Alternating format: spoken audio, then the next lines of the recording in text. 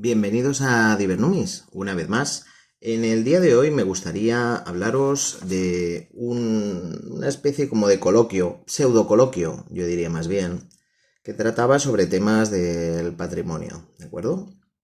Ya sabéis que es un tema que Numismática Activa pues le preocupa mucho porque, digamos, es uno de los temas candentes, ¿no? La protección del coleccionismo, entre otras cosas. Y bueno, en este pseudo coloquio, y digo pseudo coloquio porque yo lo seguía desde internet, es un acto que organizaba el Institut d'Estudis Catalans, la sección, digamos, pues de historia y de arqueología. Y entonces, pues bueno, ¿por qué digo que es un pseudo coloquio? Es un pseudo coloquio porque, un pseudo diálogo, digamos, porque realmente yo, por ejemplo, pues no he tenido oportunidad de hacer ningún tipo de preguntas, ¿vale? O sea, estaba ahí preparando ahí la pregunta que en el turno final, ¿no? Pues se suele hacer, pero solo lo han dejado hacer a nivel presencial, ¿de acuerdo? Entonces me he quedado con las ganas. Pero sí que ha habido gente que ha intervenido y la verdad es que ha habido intervenciones de mérito al final, ¿eh? Entonces, pues bueno, os explico un poco lo que se ha contado porque así nos ayuda a entender la mentalidad del adversario. Es decir, de aquella gente que de manera consciente o inconsciente pone palos a las ruedas del coleccionismo de monedas. Mirad, en primer lugar, bueno, ha habido una introducción intrascendente de la presidenta del Institut d'Estudis Catalans, luego, digamos, meramente formal. Entonces luego ha intervenido un antropólogo, Albert Moncusí, y este hombre, pues bueno, ha hablado de patrimonio y ha venido a decir que el patrimonio, pues claro, choca contra otros intereses. Se estaba refiriendo sobre todo al mercado, por ejemplo, al mercado urbanístico, ¿de acuerdo? Pero otros tipos de mercado también. Y yo creo que aquí, pues es un tema interesante, ¿no? Aquí tenemos nosotros aliados potenciales, es decir, todo el sector que profesionalmente se dedique a esto, pues puede ser un aliado nuestro, sobre todo en el sector privado, es decir, toda la gente que no trabaje para el sistema, desde compraventa de antigüedades, coleccionismo, incluso, por ejemplo, historiadores o arqueólogos que trabajen para el sector privado, ¿de acuerdo? Pues toda esta gente potencialmente son nuestros aliados, ¿de acuerdo? ¿Qué más ha dicho este buen hombre? Bueno, pues este buen hombre ha dicho que el patrimonio trasciende la propiedad privada. Lo ha dicho en otras palabras, pero ha dicho algo así. Es decir, que va más allá de la propiedad privada. Lo habéis oído bien. Es una defensa velada, pues de la propiedad pública, digamos, de decir, no, es que esto ya no es tuyo, esto es de todos ahora, ¿de acuerdo? Entonces, pues bueno, ahí digamos, se ve un poco las orejas al lobo, ¿no? Más cosas que ha dicho, ¿eh? Es que he tomado notas, ¿eh? Me ha dado una idea en la defensa del coleccionismo, que bueno, esto habrá que desarrollarlo más adelante, pero que es la siguiente. El hombre este, como antropólogo, ha venido a decir que el patrimonio no siempre tiene un valor material, sino que a veces tiene un valor simbólico y que hay cosas que pueden ser incluso relativamente contemporáneas que pueden tener valor patrimonial, ¿de acuerdo? Y ha puesto un ejemplo muy pintoresco. Ha hablado de una pared que tenía un agujero y durante muchos años estuvieron reclamando los vecinos que se echara abajo y que los vecinos pudieran pasar bien por ahí. Y nadie hizo caso y se ve que durante 50 años la gente pues pasaba por ese agujero, ¿de acuerdo? O sea, una pared con un agujero. Y eso él consideró pues que eso podía tener valor patrimonial, un poco como el muro de Berlín, ¿de acuerdo? Entonces a mí se me ha ocurrido que, por ejemplo, una defensa posible del coleccionismo puede venir argumentando que el coleccionismo es patrimonio inmaterial de la humanidad. Y entonces ahí, pues por ejemplo, el coleccionismo de monedas, pero el coleccionismo de verdad, digamos, el de calidad, ¿de acuerdo? El que construye conocimiento. Por ejemplo, en moneda antigua en moneda medieval? Pues que tiene que protegerse, que del mismo modo que protegemos piedras y objetos inertes, que llevan 2000 años muertos de risa bajo tierra y que muchas veces demasiadas se argumenta que solo unos poquitos seres privilegiados, porque han estudiado ciertas carreras y no otras, son los únicos que merecen tocarlas, que merecen estudiarlas, pues podemos argumentarlo por ahí, que también es patrimonio que debe defenderse el hecho, la existencia del coleccionismo de monedas, ¿de acuerdo? Es una idea que ahí dejo para desarrollar en futuros, digamos, vídeos. También ha destacado, por ejemplo, el hecho de que el patrimonio, pues, además de la protección, tiene una función crítica sobre ciertos valores. Es decir, el estudio y la protección del patrimonio nos permite de algún modo mejorar como seres humanos. Ver que ciertos valores de otras épocas, pues, digamos, no son buenos, no son correctos bajo el prisma actual. Entonces ya veis que todo esto, pues incluso son argumentos que podemos añadir a la defensa de la numismática si la consideramos patrimonio, digamos, inmaterial, ¿de acuerdo? El hecho de coleccionar. Bueno, entonces luego, después de Albert Moncousí, que la verdad ha hecho una ponencia bastante distraída, ha sabido ser breve, conciso y divertido, luego ha entrado en juego, digamos, Pilar Vélez, ¿de acuerdo? Pilar Vélez es una historiadora del arte y museóloga, ¿de acuerdo? O sea, esto para que os hagáis una idea del perfil. Una profesora, he entendido que ya jubilada. Y su ponencia iba un poco sobre coleccionismo y patrimonio, que la verdad es que se ha hecho un poquito larga. Entonces, cosas interesantes que ha dicho esta buena mujer, que viene de historia del arte. Bueno, ha venido a decir que las palabras, que patrimonio es un concepto que viene más o menos del 18, y que el patrimonio sería algo así como lo que heredamos de los antepasados. Y que luego en la cultura inglesa, heritage es algo así como la herencia, ¿no? Lo que legamos al futuro, ¿de acuerdo? O sea que el patrimonio sería un poco la combinación de estas dos cosas, lo que recibimos de los anteriores y lo que dejamos para los posteriores. Luego ha seguido haciendo una historia algo así como del patrimonio. Ha venido a decir que en el siglo XIX pues, es cuando realmente toma forma el patrimonio en un sentido fuerte, gracias al romanticismo y a algo así como los corrientes identitarios europeos. El nacionalismo, vamos, es lo que a veces Damián Salgado ha relacionado con el tema de que muchas veces las leyes de patrimonio pues nacen con el fascismo italiano, que por otro lado era profundamente nacionalista. No sé si con C o con Z en este caso. Entonces, durante el romanticismo y esta exaltación del nacionalismo, pues se toma conciencia del patrimonio, y es cuando realmente comienzan a fomentarse los primeros museos potentes a nivel europeo. En algún caso, a lo mejor alguien podrá decirme, no, hay alguno que es más antiguo y tal, vale, pero a gran escala, cuando aparecen la mayoría es en el siglo XIX. Ella, pues evidentemente, como vive de gestionar museos, incluso han destacado que había ganado algún premio de estos que se dan entre ellos mismos, ¿no? Por hacer el museo más bonito, pues se ha intentado defender de las críticas que a veces reciben los museos, ¿no? O la manera como están expuestos los museos, o incluso cuál es la función de los museos. Y bueno, me ha hecho mucha gracia porque ha citado una frase que yo a veces, si no la digo, la he dicho de manera muy parecida.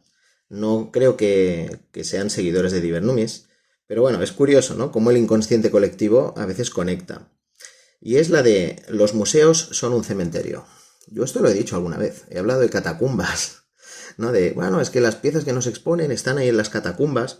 Es decir, que la idea esta veo que no solamente es mía o no solamente a veces es de numismática activa, sino que está en el inconsciente colectivo, o sea que realmente forma parte de la manera de pensar de gran parte de la sociedad, ¿no? Y bueno, ella se ha esforzado mucho en defender que los museos son necesarios porque generan conocimiento, ¿de acuerdo? A ver, yo sinceramente no estoy tan seguro de eso. O sea, lo digo porque cada vez que visito museos por ejemplo, en temas numismáticos, pues no hay manera de que yo pueda adquirir pues publicaciones científicas sobre las monedas que tienen expuestas y mucho menos sobre las que tienen en fondos del museo. O sea, a no ser que sea un museo muy específicamente numismático, pues se ve que el dinero público no da para algunos pequeños libros, ¿de acuerdo? Y en cambio es curioso que a nivel privado, pues la gente a trancas y barrancas logra hacer esos libros por iniciativa privada. O sea, ¿de acuerdo? Respecto al coleccionismo, siempre se ha referido, esta señora, Pilar Vélez, la historiadora del arte y museóloga, se ha referido al coleccionismo en pasado, y eso ha sido tremendamente intrigante. Yo diría que hasta perturbador, ¿de acuerdo? Porque claro, nos ha planteado un poco los coleccionistas como, sí, como los que de algún modo custodiaron el patrimonio antes de que el patrimonio oficial, estatal, público, existiera como tal. Entonces ha enaltecido, ha ensalzado a esos primeros coleccionistas, hablando de que eran gente culta, con sensibilidad, y que a veces incluso lo hacían por vanidad, por prestigio. Fijaos que se ha referido a ellos en términos emocionales, sensibilidad, prestigio, no en términos racionales, o sea, gente que experimenta emociones, pero no que razona. Eso no lo ha dicho así, pero realmente se desprendía de su discurso. Y bueno, y ha destacado pues que mucha de esta gente, pues afortunadamente, o si no sus familiares, pues a través de donaciones, pues habían engrandecido, habían alimentado los fondos de muchísimos museos. Y nos ha dado un montón de ejemplos innecesarios de toda clase de museos y de este tipo de donaciones y coleccionistas del pasado que habían alimentado museos. En ningún momento ha hablado de numismática, ni el primero, Albert Moncousí, el antropólogo, ni Pilar Vélez, que era historiadora del arte, ¿de acuerdo? No tenían obligación, o sea, ¿por qué tienen que hablar de numismática? No necesariamente, pero sí que es una muestra del ninguneo, de la insignificancia de la numismática dentro del panorama universitario catalán y por extensión español y probablemente mundial, ¿de acuerdo? O sea, no se habla de numismática cuando se habla de patrimonio. ¿Qué más ha ocurrido ahí? Bueno, pues esta señora poca cosa más ha dicho. A mí lo que me ha intrigado mucho es que, por ejemplo, podría haber tratado cuál es el papel del coleccionismo hoy en día. Sí que ha hablado, por ejemplo, de coleccionistas que a veces pues tienen la capacidad de detectar lo que en el futuro puede llegar a ser patrimonio, lo coleccionan, y luego eso pues es lo que alimenta a los museos, ¿no? Cuando toman conciencia de que eso era importante. Pero claro, a mí me hubiera gustado, por ejemplo, que esta señora reflexionara, ya que hablaba de coleccionismo, pues ¿cómo se debe tratar el coleccionismo hoy en día? ¿Es legítimo seguir coleccionando obras del barroco? ¿O solo lo era cuando no habían museos? Y luego ya ahora es nuestra obligación moral cederlo a los museos para que entonces la casta arqueológica de historiadores del arte, de historiadores, pues lo estudie, ¿de acuerdo? O sea, eso no ha quedado nada claro, ¿no? O por ejemplo, el coleccionista de monedas antiguas, medievales, como las que estáis viendo en la imagen, pues ¿este qué? ¿Este debe poder seguir existiendo? O sea, ¿lo que él coleccione va a alimentar futuros museos? ¿Tiene derecho a hacerlo? ¿Tiene derecho a guardárselos para él para seguir investigando? Una cosa que no ha tratado y que yo creo que es injusta es que los coleccionistas generan también conocimiento. Yo me atrevería a decir que generan más conocimiento que los empleados públicos de los museos. Los empleados públicos de los museos están más ocupados en cómo exhibirlos y en custodiarlos y que no se los roben, etcétera, y la gestión, ¿no?, de todo ese patrimonio, que no en la investigación. El coleccionista, por suerte, no tiene que gestionar un museo entero y con suerte se puede dedicar a investigar esas piezas que tanto quiere, que tanto observa y que tanto investiga, ¿de acuerdo? No todos investigan, pero investigan lo suficientes como para sacar más conocimiento que los empleados públicos. Y eso que los coleccionistas se ven obligados a investigar a tiempo parcial y con presupuestos mucho más reducidos, porque son su presupuesto personal. Luego ha aparecido un tercer ponente, a cual más intrigante. Este es arqueólogo, Joan Carles Alay. Lo describo, ¿vale? Lo deletreo A-L-A-Y, del cual han destacado, pese a ser arqueólogo, lo más significativo que había hecho en su carrera, digamos, académica, era recibir la medalla al mérito policial. O sea que este señor, más que arqueólogo, pues parece que estaba ejerciendo, pues, de algo así como de inquisidor del patrimonio, ¿de acuerdo? Y ha demostrado, pues sí, tener bastantes conocimientos de legislación. Lo que no me ha quedado claro es hasta qué punto sabía o no de arqueología, más que nada porque no ha hablado mucho de detalles técnicos. Así que ha hablado bastante de leyes, cuando le ha interesado, etcétera, ¿no? Y entonces su ponencia, la de Joan Carles Alay, venía a decir algo así como si valoramos el patrimonio o no, ¿de acuerdo? A ver, ha venido a decir que él es más de campo que académico, lo cual cosa me ha, de hecho, me ha levantado una sonrisa, ¿no? O sea, este hombre pues es un arqueólogo que se ve que no es académico, me ha sorprendido, ¿no? Pero en cambio reclama, y su trabajo consiste en que solo el Estado pueda disponer de ciertos bienes, digamos, patrimoniales. Entonces, bueno, ha hablado un poquito de legislación de patrimonio cultural y, bueno, ha basado su discurso de una manera así bastante, digamos, esquemática sobre 3 Is, o sea, 3 veces la letra I, que serían la base de los problemas que tiene actualmente el patrimonio. La primera I sería la ignorancia, es decir, la gente en general ignora las leyes del patrimonio. Y el hombre no entendía por qué. Pues yo se lo contesto. O sea, se lo contesto aquí porque no me ha dejado preguntarle cosas durante la ponencia, ¿de acuerdo? Y es la siguiente. La gente ignora las leyes de patrimonio porque no son naturales. O sea, todo el mundo, a través del sentido común, sabe que el asesinato está penalizado. Pero ¿hasta qué punto yo puedo hacer o no cosas en mi terreno, por ejemplo, o en el terreno de un amigo? ¿O hasta qué punto, si yo me encuentro una tontería, es mía o no? O sea, todo eso no es tan claro, por mucho que digan que es legal o que es ilegal. O sea, la moral de cada persona es distinta, por mucho que quieran modelar a los individuos como robots, ¿de acuerdo? Pero, claro, entonces, ignorancia, pues se quejaba de eso, ¿no? De ignorancia, ¿de acuerdo? La otra I de su discurso era la interpretabilidad. Decía que un problema que había con las leyes era que muchas veces son inexactas y que hay que interpretarlas. Bueno, ¿en qué sentido hay que interpretarlas, no? Pues en el sentido de que, bueno, que hay zonas grises y entonces ha reconocido que muchas veces se quieren salir con la suya sí o sí y entonces lo que ocurre es pues que simplemente que fuerzan la máquina, o sea, que buscan ahí la más mínima grieta para salirse con la suya frente a el malvado individuo privado, pues que a lo mejor tiene una propiedad y quiere hacer reformas o lo que sea, ¿de acuerdo? Y la otra ahí que él destacaba era la inaplicabilidad.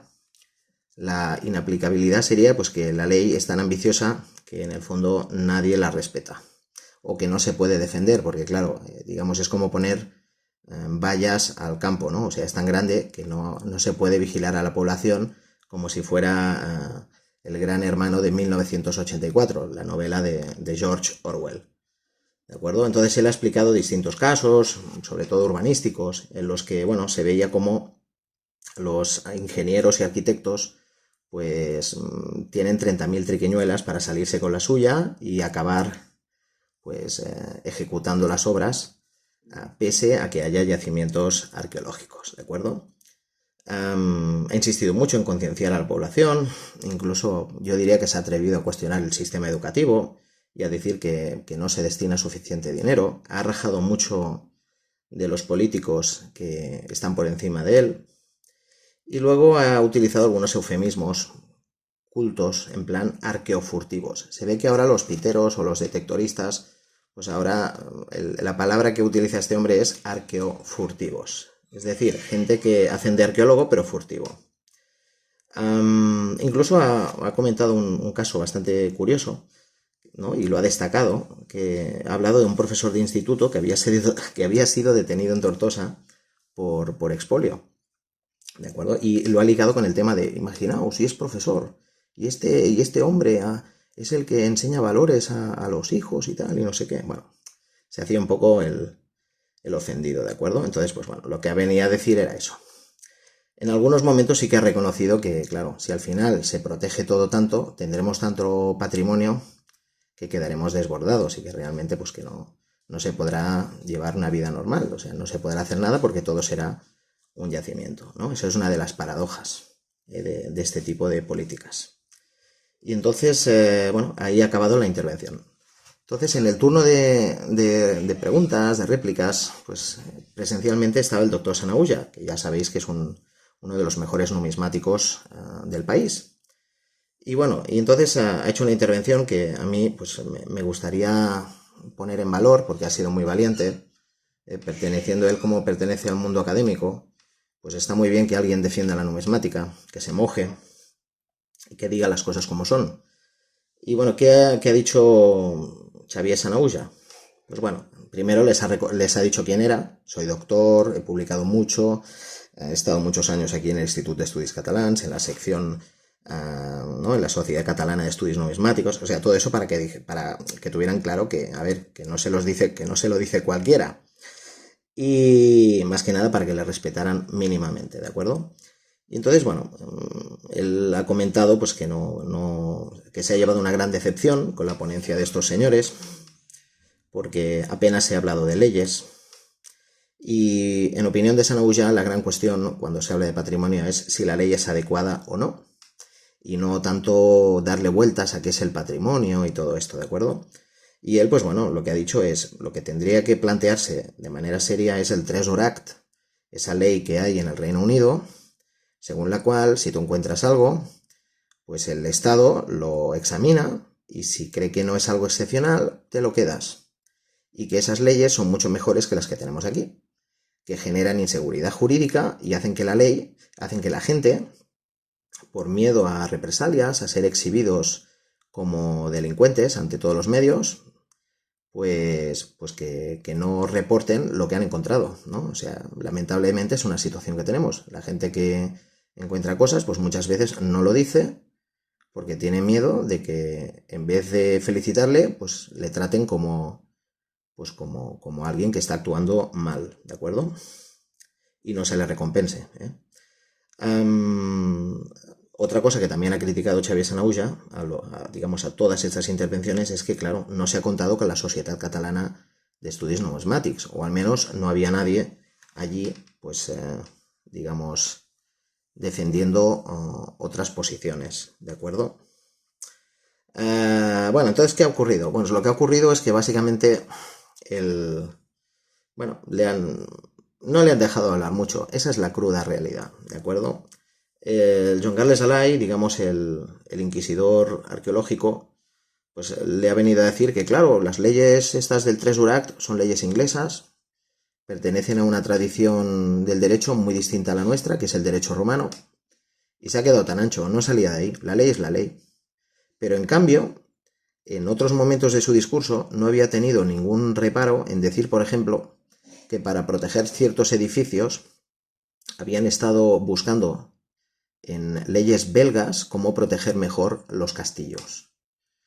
O sea que cuando les interesa se fijan en legislaciones internacionales de otros países y cuando no les interesa, pues no, eso es otro país, es otra tradición, eso no sirve, no es aplicable, ¿de acuerdo? O sea, un discurso completamente incoherente. Sanahuja pues les ha dicho, hey, alerta, porque es que tenéis que tener en cuenta que el detectorismo no solo no es un enemigo del patrimonio, sino que es que está generando patrimonio. O sea, gran cantidad de monedas se han descubierto gracias a eso. Y entonces ha comenzado a hablarles de un numismático muy, muy conocido a principios de siglo, que es Botet, ¿eh? Y él lo que pretendía era contrastar un poco lo que sabía Botet con lo que sabemos hoy en día, ¿no? La idea era un poco pues que vieran que ahora sabemos muchas más, conocemos muchas más monedas, precisamente porque los detectoristas las han ido encontrando. No los arqueólogos, los detectoristas, ¿de acuerdo? De manera dispersa, ¿eh? Sin tanta cata, digamos.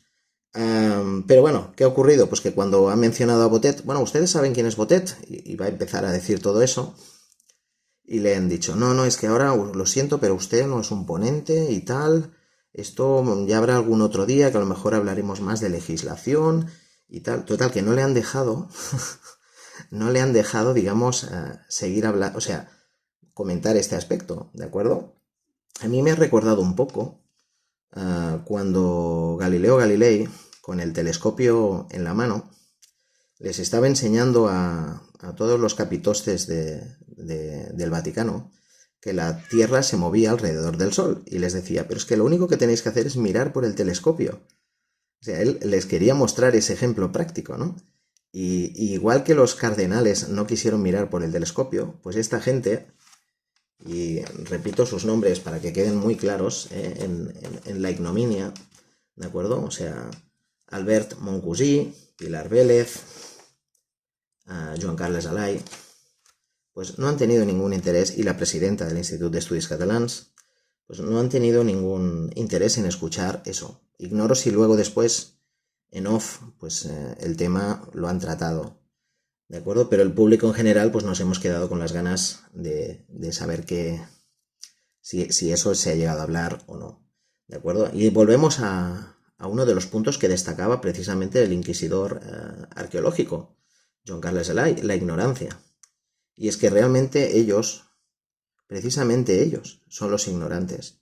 No saben de monedas, no saben el daño que están haciendo a la numismática con sus leyes de patrimonio, que tratan a las monedas, que son objetos de producción masiva muy repetidos, como si fueran la espada del rey Arturo, como si fueran la máscara de Tutankamón, objetos únicos de valor incalculable. Y lo cierto es que el 99,9% de las monedas no son así. Y entonces no tiene sentido una legislación que por defecto prohíba sacar monedas del suelo. Pues bueno, espero que os haya gustado el podcast de hoy.